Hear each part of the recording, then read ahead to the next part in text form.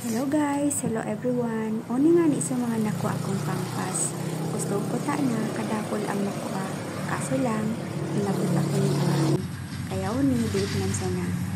Maray nga ni, tabago nag-uran, tinawan man ako ng diit na panahon para makapanguan ng pampas. Madampugol, kaya hihidalayin ko na ini guys. Harani man sana ini sa mo. Kulod talaga ini, pero ginibo ng subdivision. Wala pa man yung mga nagtugtog, kaya buwelo-buwelo pa kita dito manuan ng pampas. Wala pa lamang dito yung haron. Sa gilid man sana pala yung highway, kaya di man ako natatakot maski solo lang ako dito. Namumurak ang pampas grass buong September hanggang February. Gustuhin ko talaga ang mga pampas. Apwera sa napakagayon ini, very classic ang beauty, libre pa. Libreng pang decorate sa harong.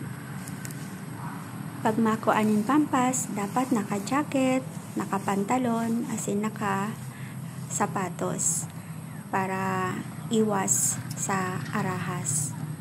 Maharas kaya ini guys. Kaya kay puan, protektado man kita. O ni baga, magtaga si irip man kita sa camera. Hello guys! Naiwasan nga ni pala inyong kabubulgan na ini. Kasi talagang nakulong ki pampas.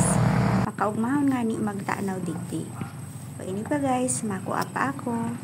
Habang dai pa nagauran.